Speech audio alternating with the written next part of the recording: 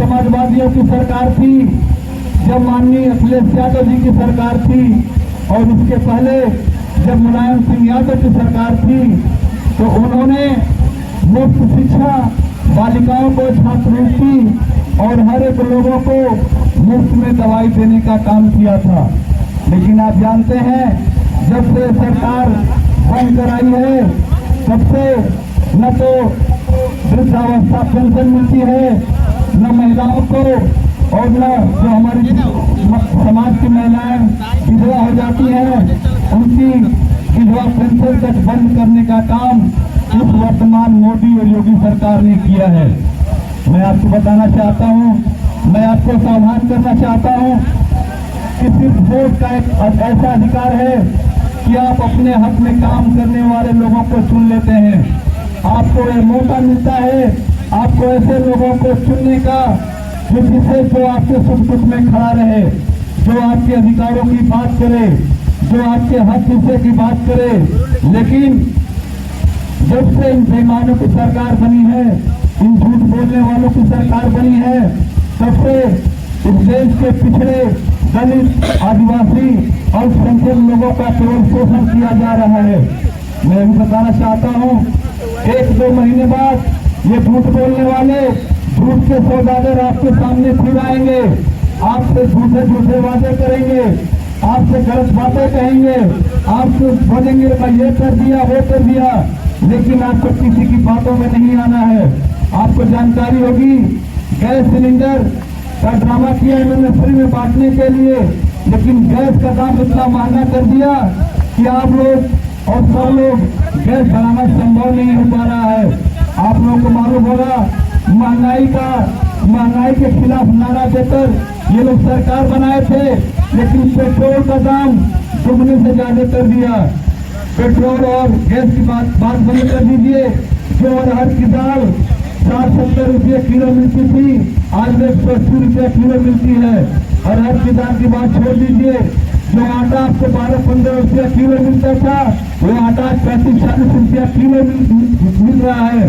ये सारा अपना धन, सारा पैसा आपसे लेकर के बड़े बड़े व्यापारियों को दे रहे हैं, मुफ्त में उनको लाखों करोड़ों का लोन लेकर के उनको विदेश भगा दे रहे हैं। लेकिन किसान की हालत में कोई परिवर्तन नहीं आ रहा है। हमारे माननीय राष्ट्रीय अध्यक्ष जी ने कहा था कि अगर हमारी सरकार बनी तो किसानों को मुफ्त बिजली देंगे। इन बेईमानों ने बेईमानी करके हमारी सरकार नहीं बनने दिया। अगर आने वाले 24 में आप लोग उनको चुनाव हरा देते हैं, आप लोग सरकार से बाहर कर देते हैं, तो इस प्रदेश के जितने गरीब किसान और पिछड़े लोग हैं, उनको मुफ्त बिजली मिलेगी, उनको मुफ्त दवाई मिलेगी, उनको मुफ्त शिक्षा मिलेगी, और हमारी जो नौजवान, जो हमारी बेटियां जो इंटर और हाई स्कूल में पढ़ रही हैं, उनको मुफ्त छात्रवृत्ति भी मिलेगी। तो मेरे भाई, आप लोग इसको याद रखिएगा।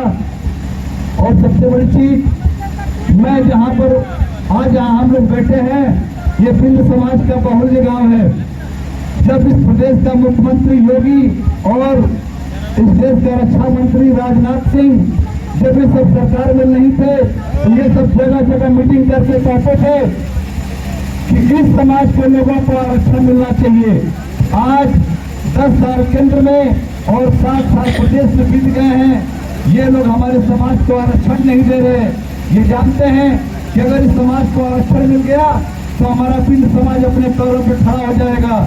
ये सरकार, न तो केंद्र सरकार और राज्य सरकार कभी भी हमारे समाज का भला नहीं कर सकती। इन्होंने अपने अगड़ी जाति के लोगों को 24 घंटे के अंदर 10% आरक्षण दे दिया, लेकिन हमारे समाज की बहन बेटियों को, हमारे समाज के नौजवानों को, हमारे समाज के बुजुर्गों को अनुसूचित जाति में रखने का काम नहीं किया। एक बात मैं और कहना चाहूँगा, हमारे समाज की सबसे महान वीरांगना फूलन देवी, जिसने बलात्कारियों को लाइन में खड़ा करके गोली मारने का काम किया था, जिसने छेड़खानी करने वालों को सजा करने का काम किया था, उस फूलन देवी को इसी राजनाथ सिंह के भांजे ने संसद भवन के बाहर गोली मरवा दिया और हमारे समाज की आवाज को दबाने का काम किया। इतना ही नहीं, मेरे समाज की माताओं, बहनों, बेटियों, याद रखना, यही भाजपा के लोग हैं, यही कमल के फूल वाले लोग हैं। इन्होंने इतना घृणित काम किया कि फूलन देवी के हत्यारे को मंत्री बनाकर सरकार का फायदा ले रहे हैं। मेरे साथियों, मेरे दोस्तों, हमारे समाज के माननीय लोटन राम निषाद जी जो दिन रात हमारे समाज में चलकर सबको जगाने का काम कर रहे हैं, आपके बीच में आए हुए हैं। ये आपके समाज की हर बात को गहराई से बताएंगे। लेकिन मैं जगत मोहन बिंद